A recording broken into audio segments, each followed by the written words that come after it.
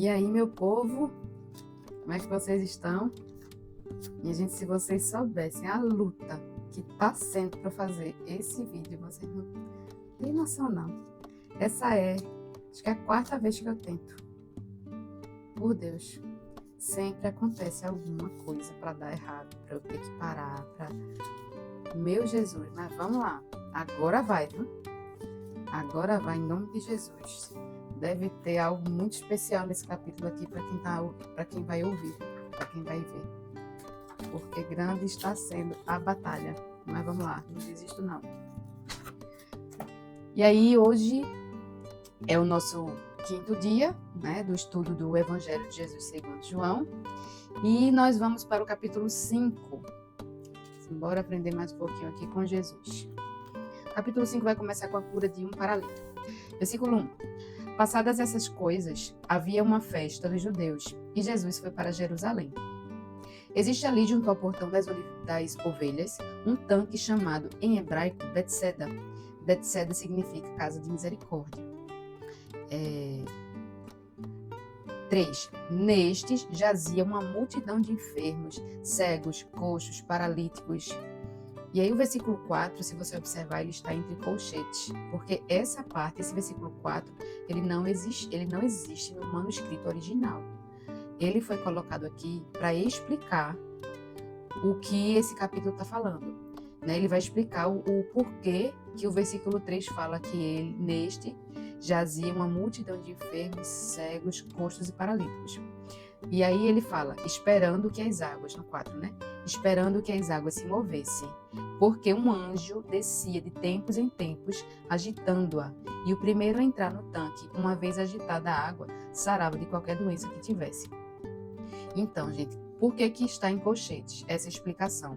Porque isso é uma explicação de uma lenda judaica da época, que falava isso, que aquele tanque, de época em época, vinha um anjo, sacudia as águas e a primeira pessoa que mergulhava no tanque era curada. A gente não sabe dizer a veracidade disso, se realmente era um anjo, se isso existia, se era só uma lenda, mas o que é real é que existiam pessoas naquele lugar que estavam em doenças terminais ou que não tinha dinheiro para o médico, para se tratar. Então, era assim, em último caso, eu vou lá para o tanque de Betseda. Então, essa é a situação onde as pessoas se encontram naquele lugar. Aí, no versículo 5, ali estava um homem enfermo, havia 38 anos. Jesus, vendo-o deitado e sabendo que estava assim havia muito tempo, perguntou, você quer ser curado? Aí o enfermo respondeu, Senhor, não tenho ninguém que me ponha no tanque quando a água é agitada. Quando tento entrar, outro enfermo chega antes de mim. E aí o engraçado é que ele não respondeu a Jesus que iria ser curado. Ele respondeu às dificuldades que ele estava enfrentando. E aí a gente se identifica, não é não? A gente olha para tudo e dá desculpa para tudo. E Jesus só perguntou, você quer ser curado? Então às vezes a gente coloca muitas dificuldades para o poder de Jesus, para o poder de Deus agir nas nossas vidas. É verdade. Então Jesus lhe disse, levante-se, pegue o seu leito e ande. Imediatamente o homem se viu curado e pegando o leito começou a andar. E aquele dia era sábado. Por isso os judeus disseram ao que tinha sido curado, é sábado e neste dia você não tem permissão para carregar o seu leito. Vê, as pessoas estavam preocupadas com o sábado, ao invés de se alegrar ou se impressionar com a cura daquele homem. Porque quem estava ali observava ele, que ele não conseguia andar, ele não conseguia se levantar. E aí quando olharam ele, um milagre, foram questionar, porque eles estavam descobrindo a lei. E aí ele falou, mas o mesmo que me curou me disse, pegue seu leito e ande. Aí perguntaram-lhe, quem é esse homem que disse a você, pegue o leito e ande? Aquele que tinha sido curado não soube responder, porque Jesus tinha se retirado, por haver muita gente naquele lugar.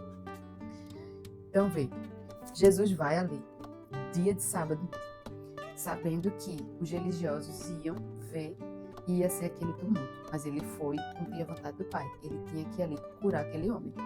Porque senão ele teria curado todo mundo, se ele não tivesse ido com propósito. Então ele foi, curou aquele homem e caiu fora. E aí as pessoas ficaram perguntando, e um ponto interessante é no versículo 13, que ele fala assim: aquele que tinha sido curado não soube responder, porque Jesus tinha se retirado. Então, muitas vezes nós somos tocados, curados por Jesus, temos uma experiência com Jesus, mas não conhecemos Jesus. Não é verdade? Às vezes as pessoas estão ali na igreja, orando, louvando, adorando, aí recebe isso, recebe aquela bênção, mas eles não conhecem Jesus de fato. E Jesus, ele não escandalizava, né? Porque as pessoas diziam, mas rapaz, Jesus sabia que a lei dizia que não podia curar no sábado, então ele curava no sábado, então ele escandalizava. Não. Jesus, ele confrontava um sistema religioso, onde Satanás estava por trás desse sistema religioso. Porque não é normal você ver uma pessoa sendo curada e você achar ruim porque ela está descumprindo a lei. Isso quer dizer que aqueles religiosos que eram confrontados com Jesus, Jesus não escandalizava, eles amavam mais a lei do que as pessoas, entendeu? Então, amavam mais as tradições do que as pessoas. Aí ele falou aqui, o homem foi criado para dominar sobre a criação e não para dominar sobre outro homem. Quando a gente fala conhecer a Deus, não é ter informações sobre Deus, é ser um com Ele. A palavra conhecer no hebraico é matrimônio. Matrimônio é aliança, matrimônio é intimidade, matrimônio é um só, né? O homem e a mulher não são uma só carne. Então, é essa palavra que a Bíblia usa para conhecer a Deus. Então, nós precisamos conhecer, não só ter conhecimento sobre Deus, mas nós precisamos ter intimidade, uma aliança, união, ser um só com Deus. E isso é conhecer a Deus, não é só você ouvir falar. E aí o versículo 14. Mais tarde, Jesus o encontrou no templo e lhe disse: olhe, você foi curado, não peque mais para que não lhe aconteça coisa pior. E aí entra aquela questão de, mas eu não sou salvo pelo meu mérito, eu sou salvo pela graça, então eu vou viver do jeito que eu quiser, porque a graça e o sangue de Jesus me perdoa. Né? Mas a gente sabe que quem pensa dessa forma, eu acho que não entendeu o Evangelho.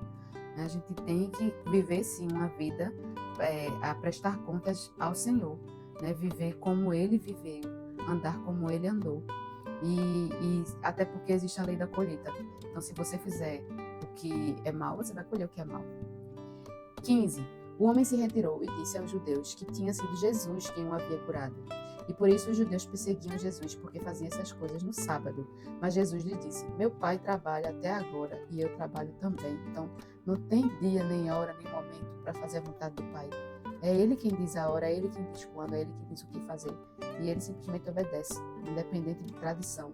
18. Por isso os judeus cada vez mais queriam matá-lo, porque além de desrespeitar o sábado, também dizia que Deus era seu próprio Pai, fazendo-se igual a Deus. E para eles isso é um absurdo. E Jesus não estava mentindo, né? Em verdade lhes digo que o Filho nada pode fazer por si mesmo, senão somente aquilo que vê o Pai fazer. Porque tudo o que este fizer, o Filho também faz. Porque o Pai ama o Filho, e ele lhe mostra tudo o que faz. E maiores obras do que estas lhe mostrará, para que vocês fiquem maravilhados.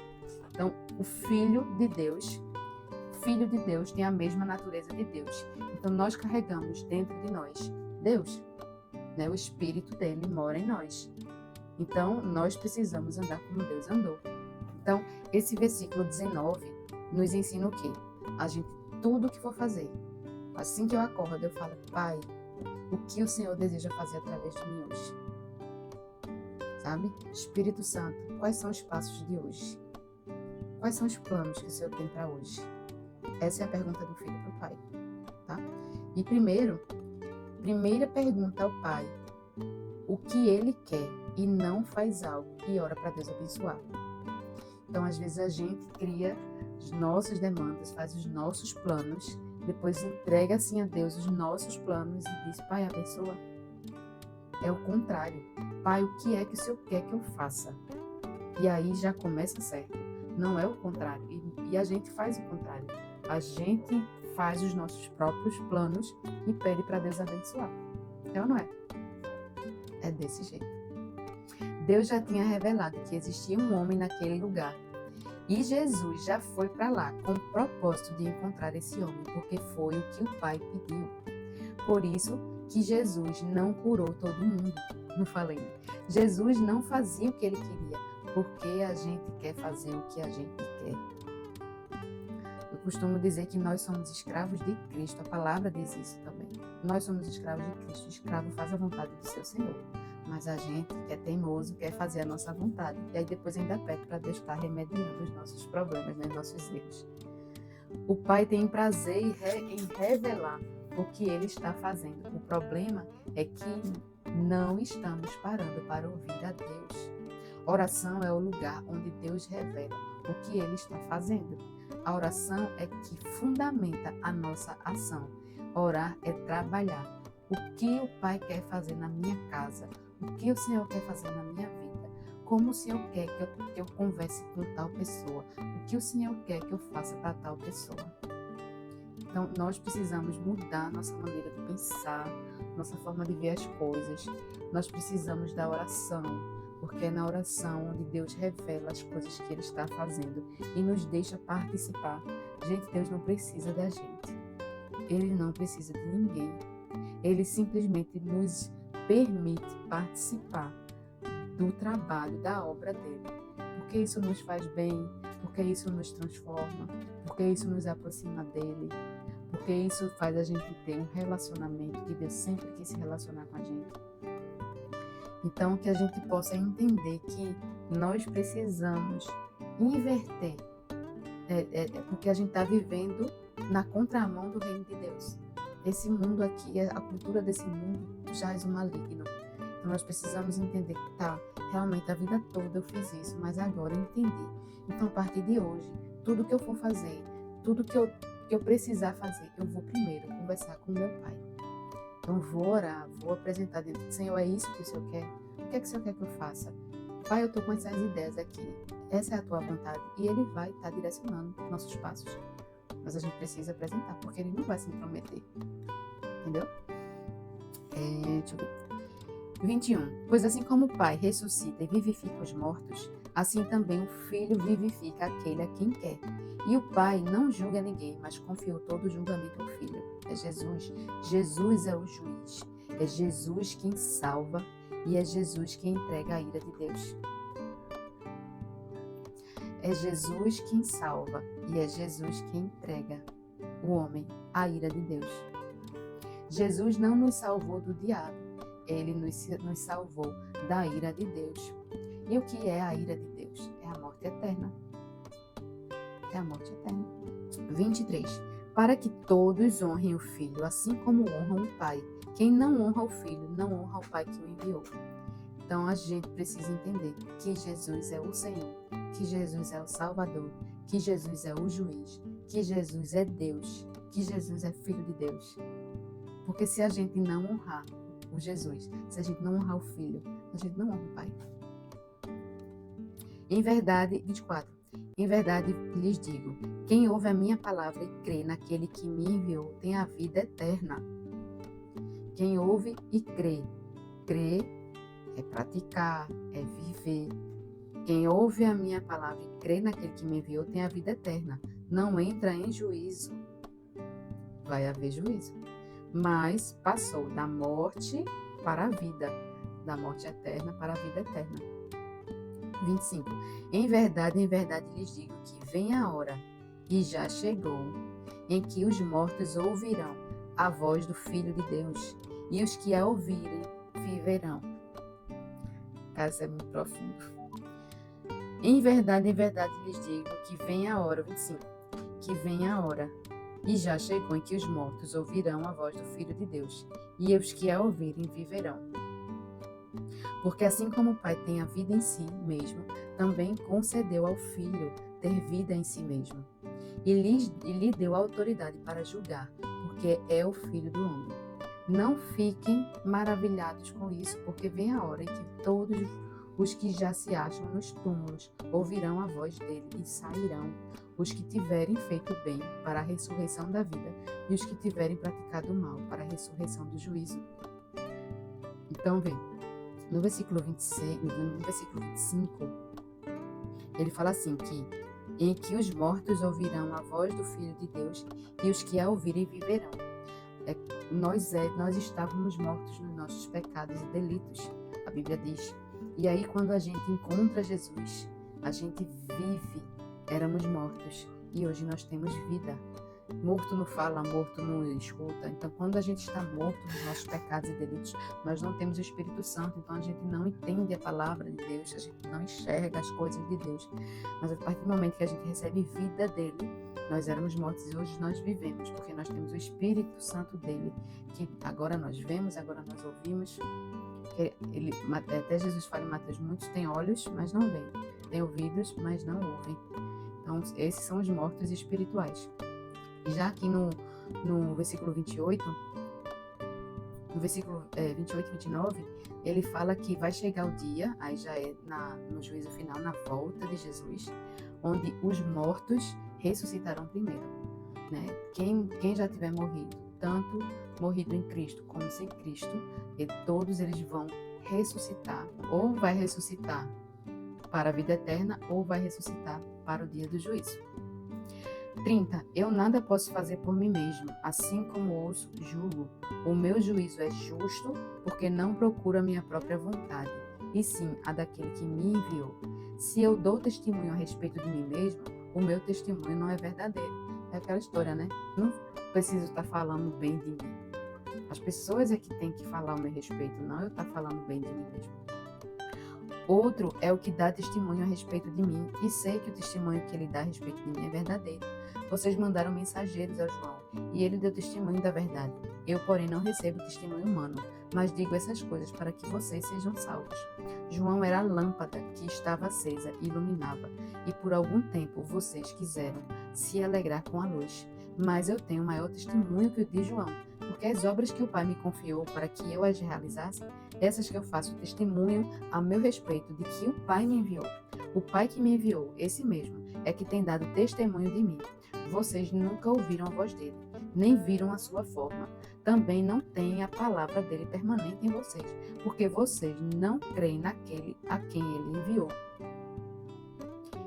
Vocês examinam as Escrituras, porque julgam ter nela a vida eterna, e são elas mesmas que testificam de mim. Contudo, vocês não querem vir a mim para ter vida.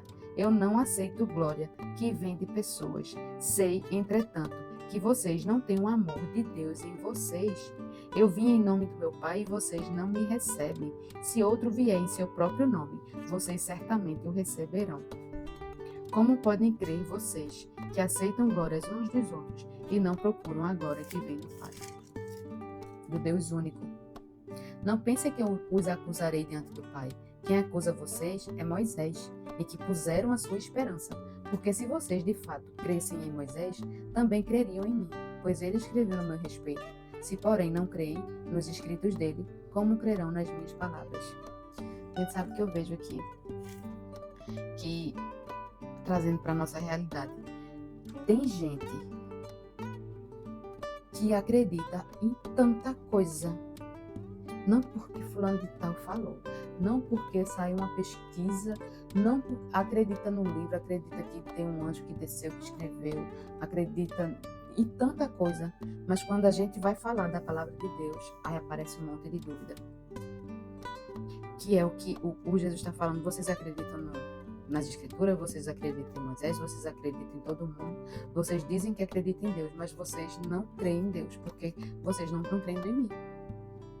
Ah, mas a Bíblia foi escrita por homens, então Deus é um menino que ia dizer que a palavra dele aqui ia ser manipulada por homens. E que Deus é esse que a gente serve? Que até hoje ninguém comprovou nada.